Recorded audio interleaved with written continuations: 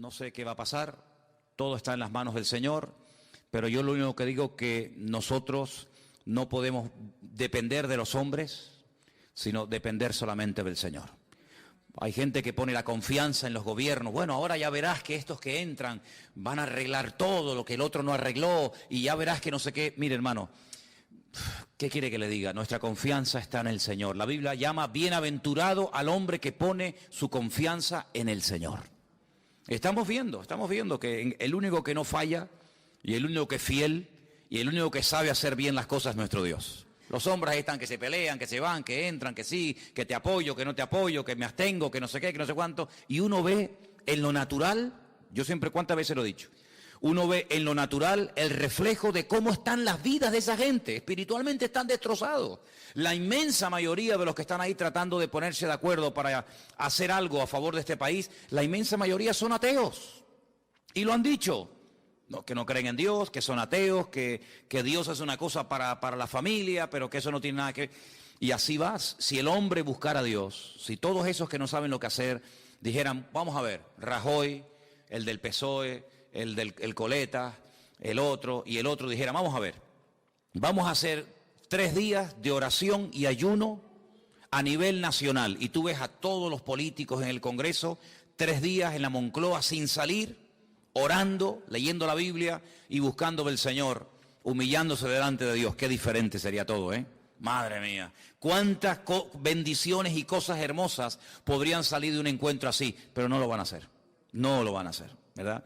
Entonces dice la Biblia que son ciegos que intentan guiar a otros ciegos, y dice la Biblia que si 2 ciegos se juntan, los 2 van a caer en el mismo hoyo, porque los 2 están ciegos, ¿eh? Así que buscamos a Dios, confiamos en el Señor, en su promesa y en su palabra, y todo lo que los hombres tengan que arreglar, que lo arreglen ellos, pero nuestra confianza está en el Señor. Amén, hermanos, bendito sea Dios. Sabemos que el año pasado pasó algo tremendo, miles y miles de personas mayores, ya jubiladas, que tenían sus ahorros de toda la vida ahí metidos en el banco ya para retirarse y tener una jubilación tranquila. Resulta que desapareció el dinero y se esfumaron todos los sueños y la tranquilidad, la falsa tranquilidad que produce el dinero, porque no cabe la menor duda de que cuando uno tiene dinero y te sobra, pues en un momento determinado pues puedes tener una tranquilidad, ¿no? Decir, oye, pues tengo un dinerito y tal, y qué mal se pasa y qué mal cuando una persona ha ahorrado toda su vida y de repente los hombres se quedan con todos tus ahorros. Pero ahí hay una lección de que donde tenemos que hacernos tesoros es en el reino de Dios, porque los tesoros de la tierra se fuman, los tesoros de la tierra se volatilizan, son como neblina, hoy los tiene y mañana no los tiene. ¿Cuántas personas en este país hace 3, 4, 5 años atrás tenían trabajo, coches, casas, viajaban, compraban y no sé qué, y hoy en día están arruinados? No es que no tengan dinero, es que están arruinados con a veces hasta miles y millones de euros de deuda. Y uno dice, al final resulta que los que tenían tanto están peor que los que toda la vida hemos dependido el día a día del Señor. Porque yo he hablado con gente que ha tenido mucho dinero y están deprimidos, amargados, escondidos, en fin, lo han perdido todo. Y cuando uno ha estado arriba y de repente te lo quitan todo, no sabe adaptarse después a una vida, digamos, a una vida normal. En estos días estaba leyendo un libro, o uno de los libros que estoy leyendo, y en uno de ellos decía que en los tiempos de la Biblia, ya lo dije una vez, en los tiempos de la Biblia se vivía el día a día. Eso ya hoy en día prácticamente no existe. En algunos países sí, pero aquí, por ejemplo, la gente quiere tener, digamos, el mes arregladito, ¿no? Tengo para pagar el mes de la hipoteca o el mes del alquiler, ya están tranquilos. Y tengo el mes solucionado. Y en la Biblia no se vivía así. En la Biblia se vivía el día a día. Basta a cada día su propio afán, su propio mal. Y el pan nuestro de cada día. Así se vivía en el tiempo de la Biblia. Entonces, si nosotros dependemos día a día del Señor, no vamos a estar agobiados, porque mira, se dice, yo es que faltan todavía 20 días para terminar el mes. Pero no lo mires así, vive el día a día y el Señor te va a sorprender y te va a proveer el alimento, la comida, lo que sea necesario para el día a día. Y también leía en ese libro algo que me llamó mucho la atención. Yo no digo que tengamos que volver a eso, pero dicen que en los tiempos de la Biblia la gente comía 2 veces al día. Y yo digo, qué curioso, ¿no? yo creo que todos comemos de más. Es decir, si nosotros ahora mismo nos quedáramos 15 días sin comer, seguro que nadie se moría. Hombre, fatiga tendríamos todo, a ver si me entiendes. Pero seguro que con todos los michelines y con toda la grasa y con todo lo que llevamos dentro, pues en la Biblia se comía 2 veces al día y estaban contentos. Sin embargo, hoy en día, mínimo, 3, y como tengas chicos jóvenes, pues 4 o 5, ¿eh? Y como estés aburrido en casa, venga, y hay gente que cuando están ansiosos y están nerviosos les da por comer. ¿Qué te parece, amigo? Y a otros les da por comprar, y a otros les da por cualquier otra cosa.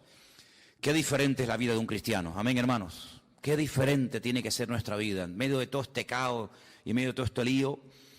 En fin, hermanos, hoy comencé a leer otra vez el precioso y maravilloso libro del Apocalipsis. Quiero llevarles a él, está en el último libro de la Biblia. La palabra Apocalipsis es una palabra griega, no es una palabra española, aunque se emplea para películas y para títulos de novelas de Hollywood y todo esto. Pero la palabra Apocalipsis es una palabra griega que significa revelación, algo oculto que se da a conocer. En los tiempos de la Biblia, revelación era algo que no se podía ver, pero que había un momento en el que Dios permitía que se pudiera ver o entender pues lo que estaba oculto a los ojos naturales. Por ejemplo, cuando se cogían los rollos, no eran libros, sino eran pergaminos, eran rollos, y cuando se abrían los rollos, ese acto de desenrollar el rollo, el pergamino para leerlo, a ese acto se le llamaba revelar, porque era algo que estaba oculto, no era como hoy en día. Yo veo que muchos de ustedes, y espero que todos, tengan su Biblia particular. Entonces lo que yo voy a leer hoy, usted en su casa lo puede leer cuando quiera, porque hoy en día todos tenemos Biblia. Por ejemplo, una de las cosas que quiero hacer este año, ya se lo anticipo, y estoy moviéndome un poquito y tengo que hablar con Margarita y tal, es hacer una campaña de distribución de Biblias. Por ejemplo, a mí me encantaría que este año nos pusiéramos todos de acuerdo y pudiéramos decir, vamos a repartir a lo largo del año, por ejemplo, por poner algo, 1000 Biblias. Entre los hermanos del norte y nosotros vamos a ponernos de acuerdo y distribuir 1000 Biblias. Entonces hoy me dio por meterme en internet y vi que hay Biblias enteras, del Génesis hasta el Apocalipsis, por $2.50. Y tú dices, pero ¿cómo puede ser tan barato una Biblia? Vamos a ver, no es una Biblia de cuero, una Biblia de estas preciosas, sino es una Biblia normal, sencillita, pero tiene lo mismo que una Biblia de esas grandotas. $2.50. Y tú te vas, por ejemplo, a un bar y te tomas un cortado y te cobran ¿cuánto?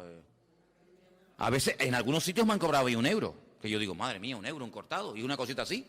Pues una Biblia que te cambia la vida, una Biblia que es la palabra de Dios. El apóstol Juan dijo, yo no he escrito, él dice en su evangelio, yo no he escrito todo lo que le vi hacer al Señor. Y todo lo que él dijo, yo no lo escribí. Porque si me hubiera puesto a escribir una por una todo lo que hizo y todo lo que dijo, en el mundo no cabrían los libros. Porque hizo tantas cosas el Señor. Dice, pero estas palabras que yo les he escrito, las he escrito para que creyendo en ellas tengáis vida eterna.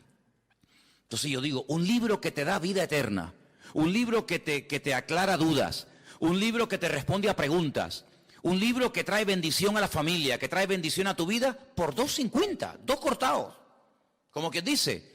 Entonces yo pienso que sería muy bueno, y de hecho lo vamos a hacer, en este año ponernos una meta, no sé, 500, 600, 800, 1000 Biblias, y entre todos vamos a hacer una especie de campaña, ya les diré cómo tengo pensado hacerlo, para repartir la palabra de Dios. Porque hoy en día cualquier persona en su casa puede tener Biblia. Bueno, si ustedes van a mi habitación, pues yo no sé cuántas Biblias puedo tener, pues yo calculo mínimo 15 o 20 Biblias tengo que tener, como mínimo. Aparte Nuevos Testamentos y a lo mejor, ¿verdad?, en diferentes idiomas y tal. Pero en aquellos tiempos no. En aquellos tiempos no existía la imprenta. En aquellos tiempos había que ir al templo o había que ir a la sinagoga para escuchar que alguien te leyera la Biblia. Pero nadie tenía la Biblia en su casa. Esto de poder tener toda la palabra de Dios, todo lo que el Señor reveló a lo largo de la historia en la mano, esto es un milagro. Esto es una maravilla, esto es una joya. Tú tienes uno de los libros más antiguos del mundo. Tú tienes aquí palabras que Dios le dijo a Moisés hace 3500 años. Es una auténtica joya. Y este libro del Apocalipsis, gracias al Señor que lo tenemos, es un libro escrito por uno de los hombres que más conoció al Señor. ¿Quién lo escribió? Lo escribió Juan. ¿Pero Juan el Bautista o Juan, ¿cuál? Juan, el discípulo Juan. Pues Juan fue un hombre que vivió aproximadamente, vamos a redondear los números, aproximadamente 100 años. Hace unos días murió en Israel el hombre más longevo del mundo, 112 años. Le quedaron muy poquitos días para cumplir 113. Era un superviviente de uno de los campos de concentración de la Segunda Guerra Mundial. 112 años. Hoy en día no es normal que una persona viva tanto. Y tampoco ni siquiera en los tiempos de Cristo. Pero Juan se cree que aproximadamente murió con 100 años.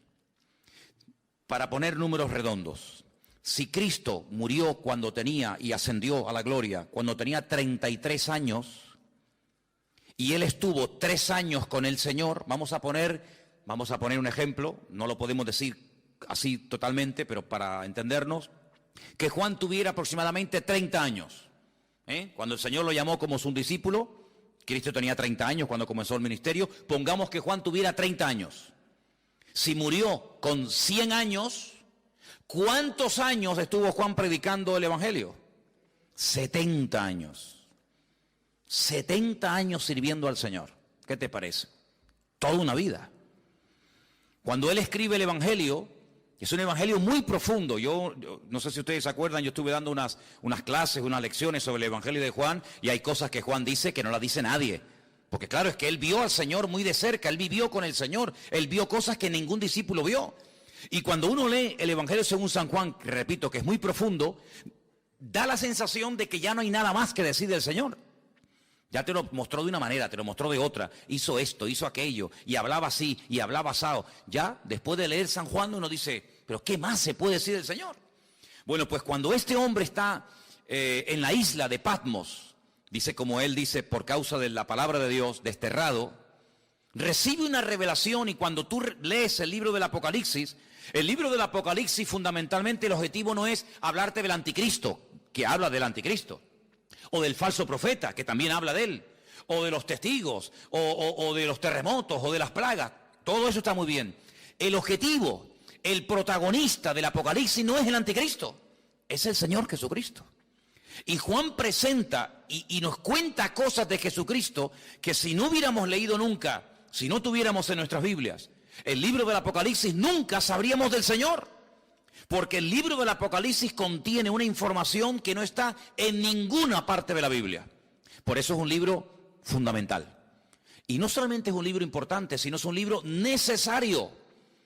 Yo siempre lo he dicho, y ustedes lo saben, que los creyentes hoy en día tienen que leer y estudiar más que nunca el libro del Apocalipsis. Y prestar menos atención a las noticias de la radio y de los periódicos y de la prensa, porque realmente las verdaderas noticias, las genuinas, las verdaderas, están aquí. No solamente en la Biblia, sino en el libro del Apocalipsis. El libro del Apocalipsis es un libro extraordinario, que nos da detalles tremendos, tremendos. Lo estoy leyendo otra vez, como siempre, ¿no? Detenidamente, estudiando las palabras y tal, y menciona muchas cosas del Antiguo Testamento. Por ejemplo, hoy leía acerca de los famosos 2 testigos. Los que habéis leído la poesía saben de lo que estoy hablando. Los que no lo habéis leído, pues dicen, no sé lo que es eso. Bueno, pues los 2 testigos son 2 personas de carne y hueso que estarán en los últimos tiempos predicando la palabra del Señor durante 3 años y medio. Nos dice la Biblia cómo predicarán, dónde vivirán, cómo morirán, qué les va a pasar. Todo eso lo dice el Apocalipsis. Bueno, pues de esos 2 personajes ya habla el profeta Zacarías. Ustedes van al libro de Zacarías, capítulo 4, y allí te habla de los 2 testigos. No aparece la palabra testigos, aparece la palabra, en hebreo dice la palabra hijos. La traducción dice los 2 ungidos. Y habla acerca del aceite de oliva. Sabéis que el aceite de oliva se utilizaba mucho en los tiempos de la Biblia, no solamente para cocinar, no solamente para sanar heridas, era un bálsamo, sino que también se utilizaba un aceite especial, no cualquier aceite, un aceite especial que se hacía para derramarlo sobre la cabeza de los reyes o de los profetas o de otros personajes cuando se les quería públicamente presentar como un juez, como un rey, como una persona importante, y se le llamaba ungido. La palabra ungido, Mashiach, ¿qué es? Ungido. ¿Y cómo se dice ungido en griego en el Nuevo Testamento? Cristo. La palabra Cristo es la misma palabra Mashiach del Antiguo Testamento. Pasa que una está escrita en hebreo y otra está escrita en griego. Como el Nuevo Testamento se escribió en griego y del griego se tradujo al español o al castellano, entonces cuando leemos el nombre de nuestro Señor Jesucristo, lo leemos así: Jesús, Cristo, Jesucristo. Pero Cristo no es un nombre, Cristo es un título. Es como decir, fulanito de tal, presidente del gobierno, fulanito de tal, presidente del Fútbol Club Barcelona, fulanito de tal, presidente del Cabildo. Cristo no es un nombre, es un título de una función a desarrollar. Por ejemplo, en este momento, a Benjamín Netanyahu, que es el presidente de Israel, se le llama el ungido, se le llama el Mesías. Y tú dices, ¿ah, sí? Sí, claro, porque es un hombre que ha sido capacitado para ser presidente de un país. Entonces, la palabra Mesías, la palabra Cristo, la palabra ungido, nos habla acerca de un cargo, no de un nombre. Jesús se llamaba Yeshua, porque él no era griego, él era judío, y él se llamaba Yeshua. ¿Cómo se dice Yeshua en griego? Jesús. Entonces, son las mismas palabras, pero cambiando, digamos, el nombre, la pronunciación. Juan recibe una revelación de él, dice en el capítulo 1, la revelación de Jesucristo. No es la revelación del falso profeta o del anticristo, no. Es la revelación de Jesucristo. Si quieres conocer mucho de Cristo, tienes que leer los evangelios, Mateo, Marcos, Lucas y Juan, pero también el Apocalipsis. Y dice, esta revelación de Jesucristo, Dios se la dio para manifestar a sus siervos las cosas que deben de suceder pronto. Y la declaró enviándola por medio de su ángel a su siervo Juan. Juan, cuando escribió este libro, dice que lo que él estaba escribiendo iba a suceder pronto. ¿Y cuándo escribió Juan este libro? En el siglo I. Y en el siglo I, cuando él está escribiendo, dice, lo que yo estoy escribiendo ahora, prepárense que esto se va a producir pronto.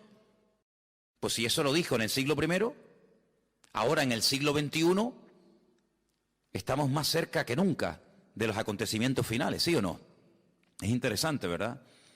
Dice que ha dado testimonio de la palabra de Dios y del testimonio de Jesucristo y de todas las cosas que ha visto. Y ahora fíjate, es uno de los pocos libros, o prácticamente el único libro de la Biblia, que contiene una bienaventuranza para el que lo lee. La Biblia no dice, bienaventurado el que lee el libro del Génesis. Es una bendición leer el Génesis, ¿verdad? O bienaventurado el que lee el libro de Romanos. No, pero el Apocalipsis sí. Dice, bienaventurado el que lee. Los que oyen las palabras de esta profecía y guardan las cosas que en ellas están escritas, porque el tiempo está cerca. Es decir, que por leer el libro usted ya es bienaventurado.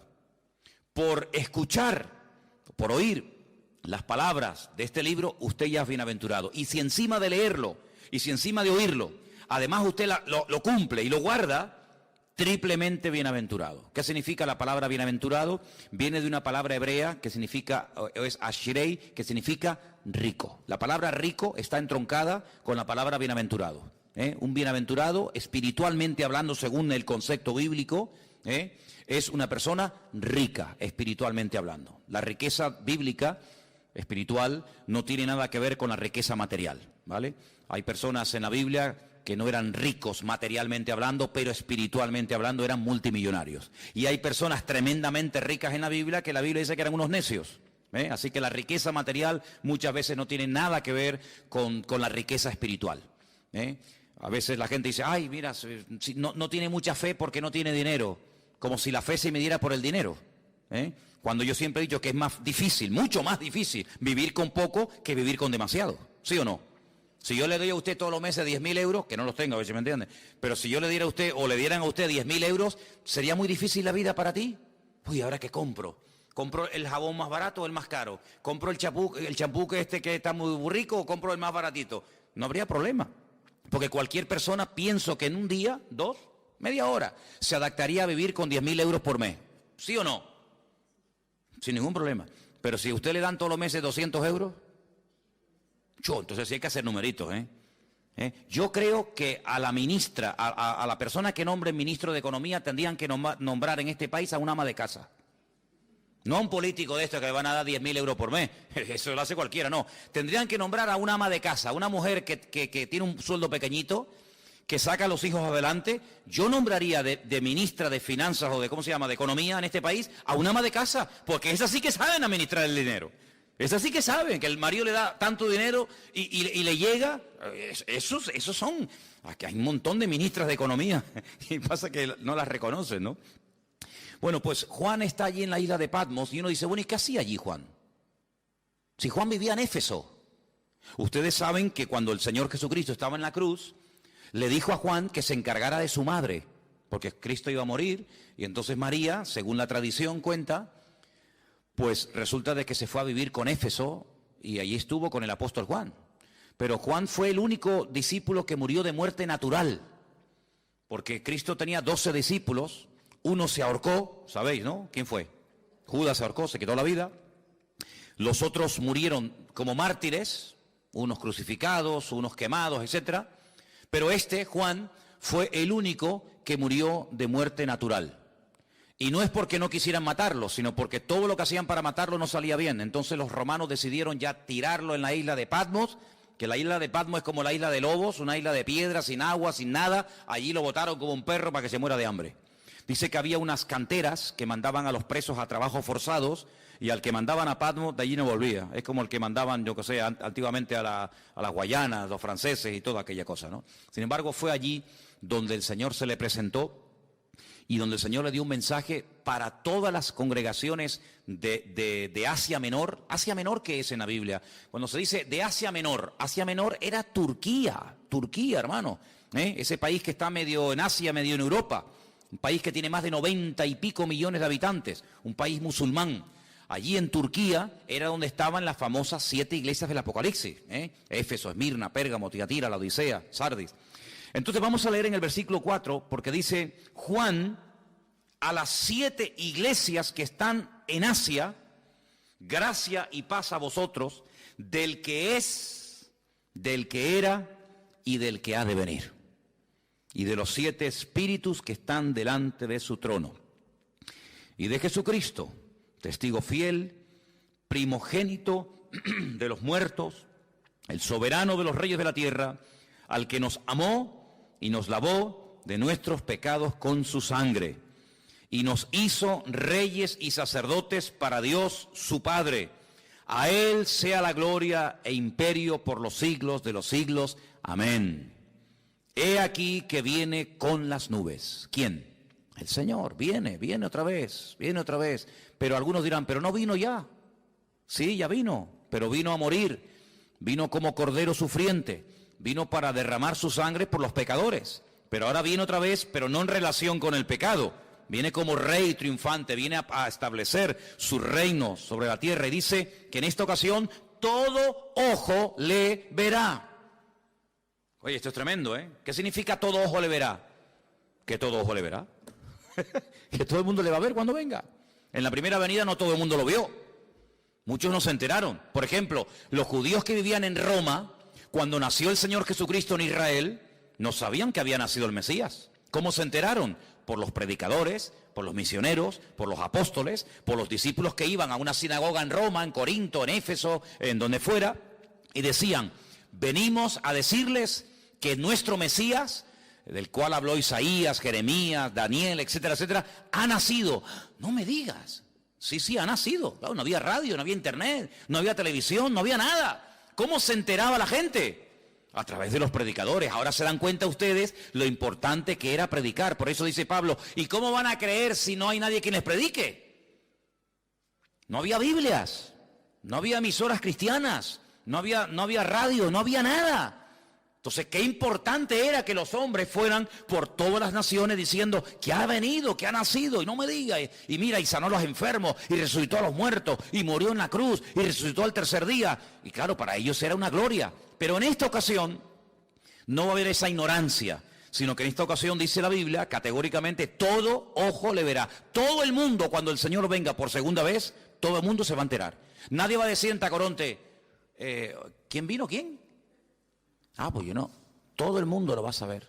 Todas las islas, todos los continentes, todas las ciudades, todas las televisiones del mundo, todas las radios, todos los periódicos, todo el mundo, los 7.000 millones de habitantes que hay en el planeta Tierra en este momento, todo el mundo sabrá que el Señor Jesucristo vino. Pero no solamente los que estén presentes en ese momento, sino dice, y los que le traspasaron. ¿Cómo que los que le traspasaron? Sí. Los que le traspasaron ya están muertos. ¿Sí o no? Los romanos que le clavaron aquellos clavos en el pie y en la mano y le traspasaron el costado y le pusieron la corona de espina, ¿cómo lo van a ver si ya murieron? Pues no te das cuenta de que la Biblia a veces te habla de un mensaje superficialmente, pero indirectamente, sin mencionar la palabra, si los que le traspasaron le van a volver a ver, te está dando a entender la Biblia que se producirá una resurrección de los muertos. Porque si no, ¿cómo le van a ver si están muertos? Entonces no te menciona la palabra resurrección, pero dice, cuando venga todo ojo le verá, también le verán los que le traspasaron, y dice, todos los linajes de la tierra harán lamentación por él. Y Juan dice, sí, amén, estoy de acuerdo, perfectamente, es así. ¿Te das cuenta? La palabra amén, cuando tú pones la palabra, por ejemplo, si buscas la palabra en hebreo fe, la palabra que se emplea para fe, generalmente la palabra emuná. Emuná es fe en hebreo. Se puede traducir como fe o también como confianza, pero generalmente es fe. La palabra emuná, dentro de la palabra está la palabra amén. Si tú, en hebreo, hay algo muy bonito, y es que dentro de una palabra hay una, dos o tres palabras. Incluso a veces de una palabra, no de todas, cuidado, pero a veces hay palabras en hebreo que de una palabra puedes sacar 750 palabras diferentes. Y usted dice, ¿cómo? De una palabra, combinando las palabras, por ejemplo, poniendo la P aquí, la H allí, la M por acá, la L por allá, de una misma palabra, siendo combinaciones, pueden sacar hasta 750 términos diferentes. Entonces la palabra amén está dentro, tú ves la palabra emuná en hebreo y ves que pone dentro amén. Porque cuando decimos amén, cuando nosotros los creyentes decimos amén, que es un acróstico, pues estamos diciendo que tengo fe en afirmar lo que esa persona está diciendo. Cuando yo digo, hermano, el Señor Jesucristo vendrá, amén. Cuando usted dice amén, está diciendo de una forma resumida, tengo fe en lo que tú estás diciendo y lo firmo. Tengo fe de que el Señor volverá otra vez. Pero para no decir, tengo fe en que el Señor volverá otra vez, usted dice simplemente, amén. Y diciendo amén, usted afirma como que usted está de acuerdo con la afirmación que se acaba de decir. Por eso digo muchas veces, no diga amén a todo lo que se oye. Porque cuando usted dice amén a todo, quiere decir que está de acuerdo con todo lo que se está diciendo. Así que piénselo bien.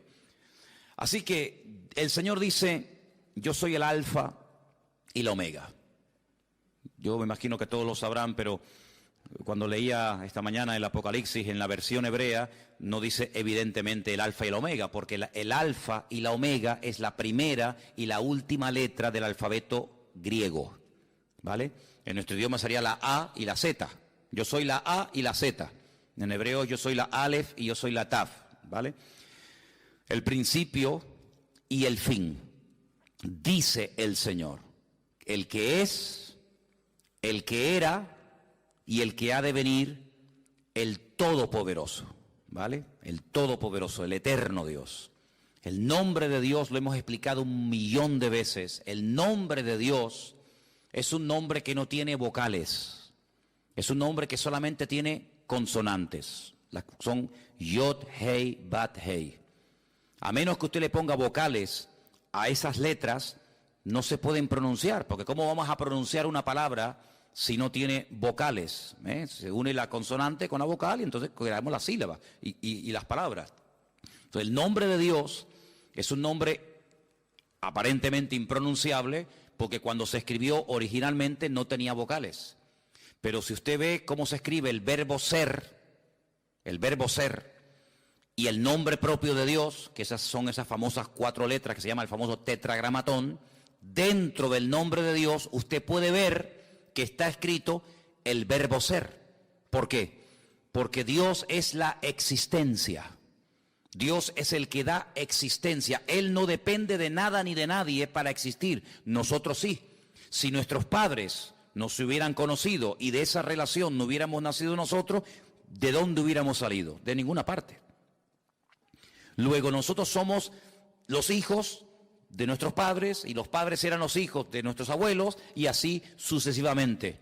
Pero si llegamos a Dios, y la pregunta que yo me hacía antes de aceptar al Señor, que ya lógicamente la tengo clarísima, pero en aquel tiempo me torturaba, era una tortura terrible, ¿de dónde salió Dios?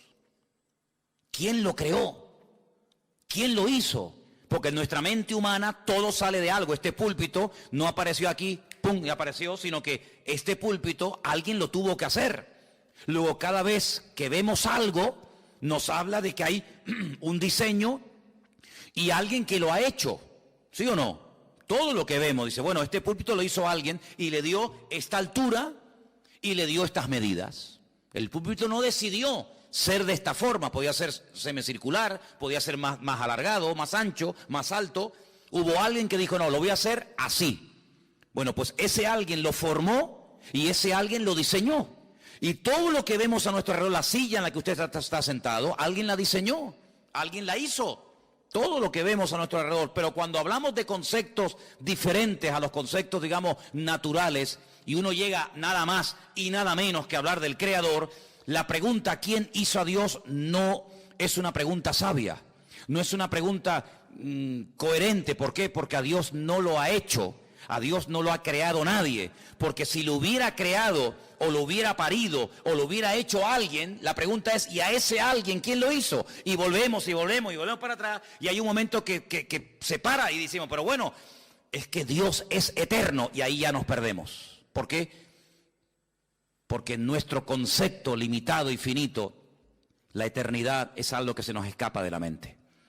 Porque vemos que la vida se pasa volando, porque vemos que todo se mide siempre por minutos, por segundos, por días, por años, por siglos, por milenios, por décadas, y todo lo medimos, ¿verdad? Uy, qué grande está el niño, uy, qué pequeñito, acaba de nacer. ¿De cuánto tiempo estás embarazada? De 8 meses, pues le falta 1, y, ¿verdad? Y todo siempre lo queremos clasificar y todo lo queremos medir, pero esas medidas con Dios no sirven, porque Dios no salió de ninguna parte, sino que todo salió de Él, porque todo fue creado por Él y para Él. Y cuando nada existía, Él ya existía, porque Él es la existencia en sí mismo. Y dice la Biblia que todo subsiste, si todo se mantiene en su debido orden y nada se va de sitio y todo funciona como tiene que funcionar, porque hay un diseñador y porque hay un creador que diariamente da la orden de que el sol salga por el este y se oculte por el oeste. Pero bueno, eso era antes. No, eso era antes, eso era hoy y eso será siempre. El sol siempre sale por el este y se oculta por el oeste. Pero esa ley, ¿quién la dio? ¿Quién decidió que el sol saliera siempre por el mismo lado y se ocultara por el mismo lado? El creador del sol. El creador del sol. ¿Y quién es el que hace que la Tierra siempre gire en la misma dirección? Y que no diga un día, oye, voy a girar ahora en otra dirección. Todos los planetas giran en las direcciones de las agujas del reloj menos uno. Todos los planetas giran así. Pero hay uno que Dios dice, no, tú al revés, y gira al revés. ¿Quién decide eso? ¿Quién hace que hay unas flores que sean rojas, otras amarillas? ¿Quién hace todo eso? El que las diseñó, el que las creó. No es así por casualidad, sino que hay un diseñador y hay un creador. Y ese Dios es la existencia misma y por eso en su nombre propio, pues lleva la existencia, el verbo ser. Ahora ese nombre, cuando leemos por ejemplo algunas Biblias sale la palabra Jehová. En otras Biblias sale la palabra Adonai o Señor. En otras Biblias aparece la palabra Yahvé, ¿no? Muy bien, todo eso está muy bien. Pero el verdadero nombre propio de Dios no tiene vocales, pero se le tuvo que poner vocales para poder pronunciarlo, ¿os dais cuenta? Y ahora ese Dios creador, ese Dios diseñador, que es uno, Dios es uno, dice la Biblia, ese Dios amó tanto al mundo que dice que salió de él su Hijo unigénito, que al mismo tiempo su Hijo es el mismo. Y uno dice, pero ¿cómo puede haber? Porque si salió el Hijo del Padre, está el Hijo y está el Padre. Pero vamos a ver, ustedes no sois, ¿cuántos sois padres aquí? Muy bien, o madres. Bien. Pero usted es madre y usted es hija al mismo tiempo. ¿Sí o no? Lo que pasa es que a donde yo voy, por ejemplo, cuando voy a la casa de mi madre, allí soy hijo. Pero cuando estoy aquí, aquí soy padre. Y cuando estoy en mi casa soy marido. Y cuando estoy aquí soy pastor. Y tantas cosas al mismo tiempo, sí, no pasa nada. No tengo que dejar de ser hijo para ser padre. Puedo ser hijo y padre al mismo tiempo, y abuelo, y bisabuelo, abuelo por el camino que llevamos. Pero bueno, se puede ser muchas cosas al mismo tiempo, ¿sí o no? Pues Dios no tiene ese problema. Dios no tiene ese problema. Entonces, su hijo viene al mundo en forma humana. Claro, tuvo que venir en forma humana. Y por eso necesitó, pues, un estuche, un instrumento humano, como fue su madre. Y entonces, cuando él viene a este mundo y hace su obra, hace su ministerio, se registra en los evangelios su ministerio, pero hay muchas cosas que el Señor todavía no ha hecho. Hay muchas cosas, muchos cambios, muchas maravillas que tienen que ocurrir en la creación, en la naturaleza, en la raza humana, que no están en los evangelios.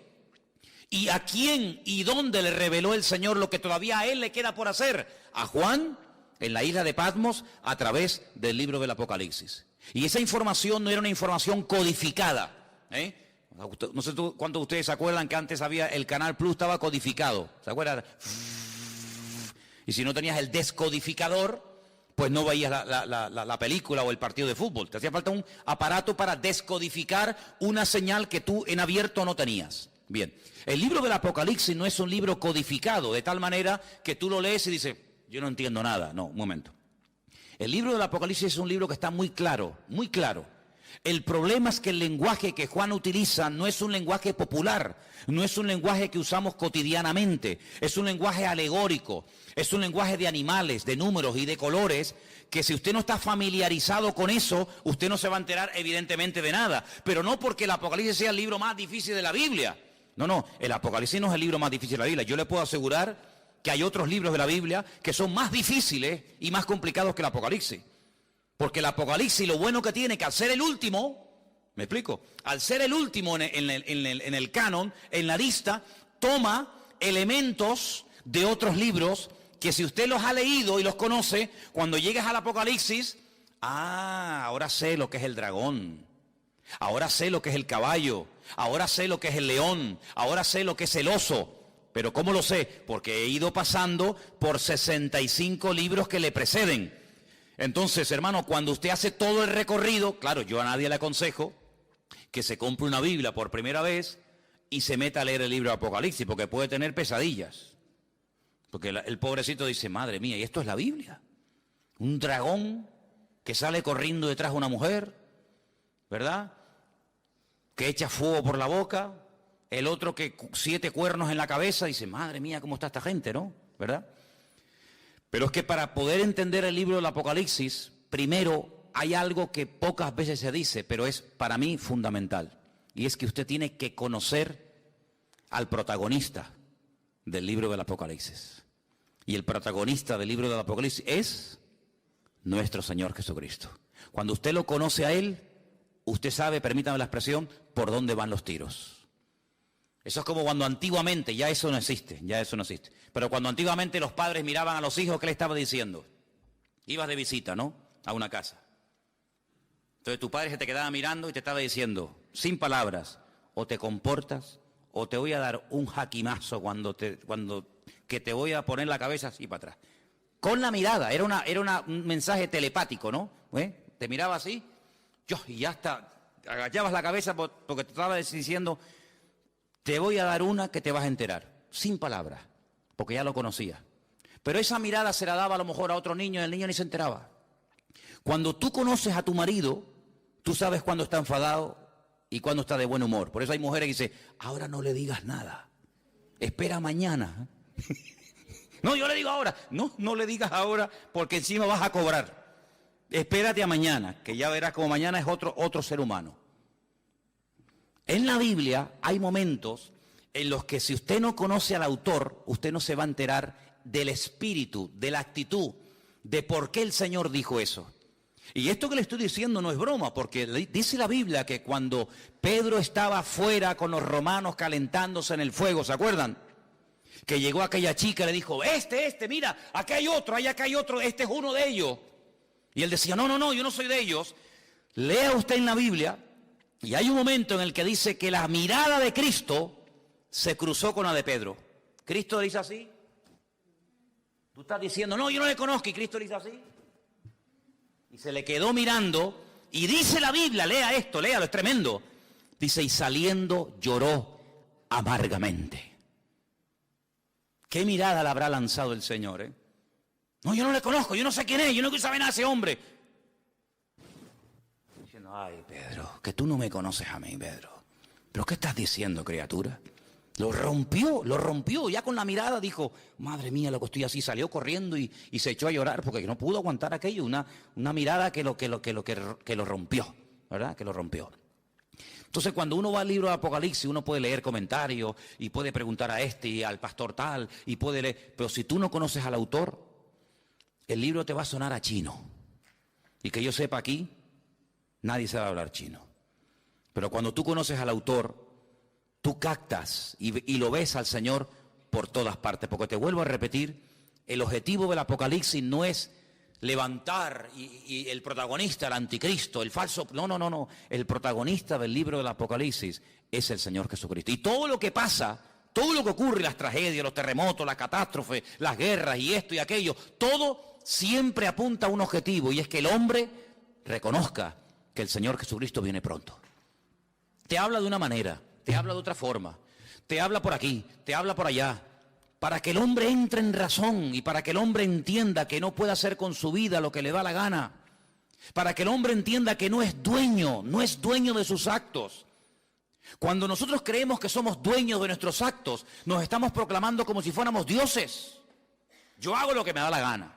A mí nadie me tiene que decir nada. Es como si tú fueras Dios, porque a Dios nadie le tiene que decir nada. Pero cuando tú actúas así, estás actuando como si tú fueras Dios. A mí nadie me tiene que decir nada. Pero ¿cómo que nadie nos tiene que decir nada? Claro que nos tienen que decir muchas cosas. Entonces, en el libro del Apocalipsis, Juan, a un viejito de 100 años, que lleva 70 años predicando el Evangelio, le dice, Juan, escribe, ponte a escribir lo que vas a ver, lo que ya has visto y lo que te voy a contar. Y entonces él empieza a escribir y a escribir y a escribir cosas tremendas. Pero fíjate lo que dice, por ejemplo, en el versículo 10, cuando el Señor le dice a Juan que escriba, hay una cosa muy importante que tenemos que tener en cuenta, y es cómo estaba, con qué actitud estaba Juan. Dice el versículo 10, yo estaba en el Espíritu en el día del Señor, y oí detrás de mí una gran voz, como de trompeta. Juan no estaba despistado, Juan no estaba quejándose, Juan no estaba con una mala actitud, sino Juan dice que estaba en el Espíritu. Y eso es muy importante. ¿Cuántas veces me habéis oído a mí decir que la actitud marca la diferencia? ¿Sí o no? Es muy importante. Estar centrado, estar pendiente. No, mira, ahora no me hables, que ahora estoy pendiente de la palabra. No, ahora no quiero saber nada. El móvil, ¿para qué quiero yo un móvil ahora? No me hace falta el móvil para nada. Ahora me está hablando el Señor, estoy con su palabra. Él estaba en el Espíritu, tenía motivos para quejarse. Hombre, humanamente hablando, sí. 100 años aquí botado como un perro, sin agua, sin comida, sin hermanos, sin iglesia, sin amigos, sin nada. Y mira cómo me has tratado, y mira no sé qué, y te he servido para qué. No le dio lugar a eso. Él estaba en el Espíritu. Si el Señor ha permitido que yo esté en la isla de Patmos, no es un castigo, es una bendición, porque al fin y al cabo vemos que no fue un castigo, sino que fue un tiempo maravilloso, porque para poder escribir todo esto, hermano, y para poder ver todas estas visiones, uno no podía estar viviendo en una gran ciudad con ruidos, con coches, con no sé qué, con no sé cuánto, sino uno tenía que estar en un sitio tranquilo, sin que nadie te moleste. ¿Y qué mejor sitio que la isla de Patmos? Donde tienes tiempo para pensar, para orar, para meditar, y aquí sin que nadie te moleste, aquí te voy a dar la revelación más grande que jamás ningún ser humano ha tenido en esta vida. Luego vemos que el famoso refrán, que no hay mal que por bien no venga, se cumple perfectamente en la vida de Juan. Hace muchos años yo leí un libro de un pastor que tuvo un accidente y se le partió una pierna y estuvo un buen tiempo en cama, escayolado, sin poder moverse, y los primeros días de ese accidente él comenzó a quejarse. Señor, ¿y por qué? Tenía que predicar en esta iglesia, me habían invitado a viajar a no sé qué sitio, me habían invitado a no sé qué, y ahora no puedo tal, y empezó a quejarse hasta que pasaron los días, y le dijo, Señor, si tú has permitido que yo esté aquí parado sin hacer nada, ¿qué propósito tienes tú, Señor? Y ese hombre escribió un libro con su testimonio, con sus experiencias, y cuenta él que fue un libro que bendijo a muchísimas personas. Un libro que fue de muchísima bendición, sus testimonios, las experiencias que había tenido con el Señor, las pruebas por las cuales había pasado y lo que había aprendido en el Señor. Y dice, yo conseguí más bendición y logré bendecir más a la gente con aquel libro que con 1000 predicaciones, viaja por aquí, viaja por allá, entra por aquí, entra para allá. Y él entendió que el Señor lo paró, ¿sabes? Él entendió que el Señor permitió aquel accidente para que durante un tiempito tranquilo pudiera escribir un libro que después sería de tremenda bendición para muchísima gente que lo leyó. Entonces hay momentos en la vida que nos puede pasar algo que decimos, ¿y por qué? ¿Y por qué, Señor? ¿Y por qué tal? ¿Y por qué esto? ¿Y por qué el marido? ¿Y por qué el niño? ¿Y por qué no me dieron el trabajo que me habían prometido? ¿Y por qué no sé qué? ¿Por qué? ¿Y por qué? ¿Y por qué? Y hace muchos años, yo era recién convertido, vino a Las Palmas a predicar una señora que dice ella, en aquellos años, que era la capellana de una de las cárceles más peligrosas de los Estados Unidos, la cárcel de Sing Sing. Y esta mujer empezó a predicar y yo te puedo asegurar que no todo, pero por lo menos la mitad del mensaje me lo aprendí de memoria. Y todavía lo tengo aquí. Y ella empezó diciendo, hay una pregunta que si nosotros nos la hacemos podemos volvernos locos. Y es una pregunta, y la pregunta es ¿por qué? Y sobre esa pregunta ella basó su mensaje. Y a mí se me quedó tan grabado aquello. Y ella hablaba acerca de lo peligroso que es cuando nos pasa algo en la vida, entrar a pelearnos con Dios. ¿Y por qué no sé qué? ¿Y por qué no sé cuándo? ¿Y por qué? Yo creo que nosotros ahora que hemos ya comenzado un poquito a levantar vuelo y a entender y a conocer un poquito más al Señor, vamos a cambiar la pregunta. Vamos a dejar el por qué. ¿Por qué? Dios lo sabe. Vamos a preguntarle otra pregunta al Señor. Vamos a hacerle esta pregunta. ¿Para qué? El por qué no me interesa.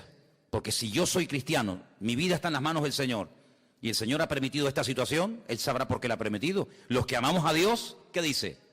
Todo ayuda para bien. Luego, el por qué no me interesa. Mi Dios sabe lo que hace conmigo, pero ¿para qué has permitido esta situación?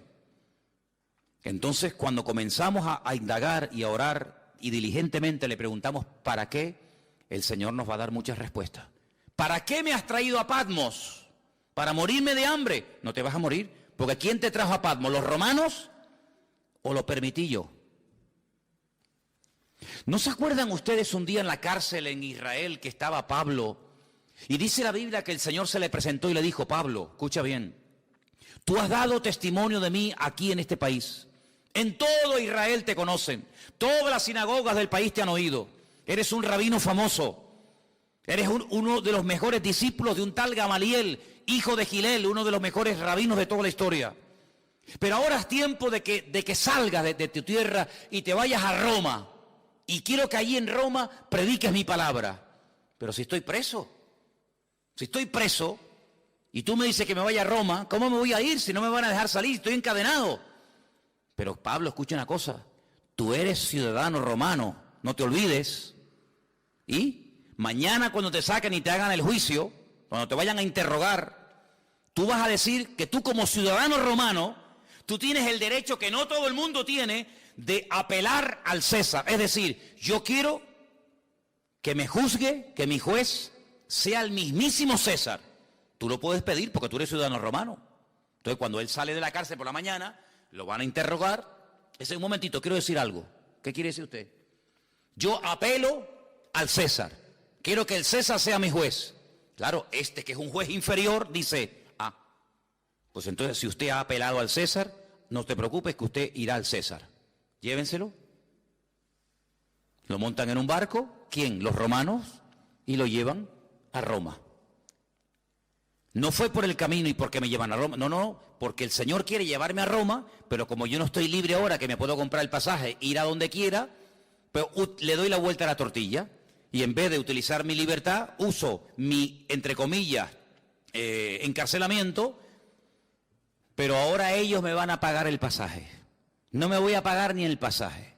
Me van a pagar ustedes el pasaje, me van a pagar ustedes la comida y me van a llevar al mismísimo César de Roma. Pero ¿quién va a ir a darle testimonio al César de Roma? ¿Quién? ¿Uno por la calle? No. O un preso o uno que pertenezca a la corte de Roma. Entonces, si no eres de la corte de Roma, pero eres un preso con ciudadanía romana, tienes derecho a que te juzgue el César de Roma. ¿No os dais cuenta que todo ayuda para bien? ¿Dónde nació Pablo? En Tarso. ¿Qué era Tarso? Una pequeña colonia romana. Y dice que las personas que estaban allí, a través de su padre, él obtuvo la ciudadanía romana. ¿Quién sabe si en algún momento Pablo, como judío fanático que era en aquel momento, habrá dicho, ¿y yo para qué quiero la ciudadanía romana? ¿Yo para qué quiero ser romano? Ahora no lo entiende. Estos asquerosos romanos, este imperialismo que ha venido aquí a dominar nuestra tierra. Sí, pero estos, el día de mañana van a ser el instrumento que Dios va a utilizar para llevarte nada más y nada menos que a Roma, al hombre más poderoso de la tierra. Y allí fue. Entonces no nos damos cuenta de que la vida es como un gran puzzle, como un gran rompecabezas, donde tú miras para atrás y dices, ahora entiendo aquello y esto y lo otro, y por qué se conoció este, y por qué pasó esto. Y entonces si tú te dejas llevar por el Señor, te vas a dar cuenta de que Juan lo llevaron los romanos, pero porque en el fondo el Señor quería que Juan estuviera en la isla de Patmos y allí tranquilito, sin que nadie te moleste, vas a recibir la revelación más grande que jamás has recibido en tu vida. Pero escucha bien esto, hermano, porque vamos terminando, para no alargarme demasiado. Antes de darte revelación para otros y antes de darte mensaje para iglesias y para pastores y para otras personas, el primero que tiene que recibir el mensaje eres tú. Porque la tendencia de que siempre tenemos algo que decirle a fulano o a mengano, yo no digo que esté mal, pero el primero que se tiene que aplicar el mensaje es el que lo da. Luego, yo te voy a dar mensaje para la iglesia de Éfeso, mensaje para la iglesia de Tiatira, mensaje para la iglesia de la Odisea, etcétera, etcétera. Pero el primero que tiene que verme a mí eres tú. Porque si tú le dices a los demás qué hacer, pero tú no lo haces, entonces no estás viviendo el mensaje. Y eso es algo que tenemos que tener muy claro en la vida. Primeramente, aplicarnos la palabra. Primeramente, conocer nosotros al Señor para después tener autoridad para decirle a otras personas que conozcan al Señor. ¿Qué Señor quieres que conozcas si ni siquiera tú lo conoces? Tengan fe en el Señor, pero tú estás viviendo con fe. Por eso, hermano, las experiencias que pasamos en la vida nos están capacitando. ¿Para qué? Para que después cuando vayamos a otras personas que están pasando por el mismo o parecido problema que yo he pasado, podamos entenderlos. Por eso yo muchas veces digo, cuando alguien se hace la pregunta, ¿en qué forma tú me quieres utilizar? ¿Con qué tipo de gente tú me quieres utilizar? Analiza cómo ha sido tu vida. ¿Con qué tipo de gente tú te has movido generalmente? Por ejemplo, hay personas que se han movido toda la vida en el mundo del deporte. Pues ya está, más claro agua. Ese es el terreno en el que Dios a ti te va a utilizar en un nivel donde este y este jamás van a entrar. No le van a hacer ni caso. Pero tú que eres un deportista, te vas a mover en un nivel donde todo el mundo te conoce, tú sabes lo que es una lesión, tú sabes lo que es un campeonato, tú sabes lo que es el sacrificio, ese va a ser tu campo de misión. Hay otras personas que a lo mejor son médicos, no tienen nada que ver con el deporte, pero conocen a una serie de personas que se mueven en el mundo de la medicina. Ustedes saben que los médicos hablan de un lenguaje que le están diciendo a otro colega que te estás muriendo y tú ni te enteras porque se están hablando en clave. Ahí es donde Dios te va a utilizar. ¿Con qué tipo de gente? ¿Qué tipo de inclinación tú has tenido? ¿Qué tipo de experiencia, de prueba? ¿Qué tipo de dificultades tú has tenido? Por ahí van los tiros. Por ahí donde el Señor te va a utilizar. Claro, Dios te puede abrir nuevos campos. Claro, siempre lo hace. Pero generalmente utiliza tu pasado para que después tú en el futuro puedas servir al Señor con efectividad. Porque Dios no te va a meter, a menos que te haga un milagro y una transformación, Dios no te va a meter en un terreno en el que tú no sabes moverte. Dios te va a poner en un terreno en el que tú sabes moverte. Por ejemplo, ¿quiénes son las mejores personas para ayudar a otros drogadictos a salir de la droga? Un mismo drogadicto.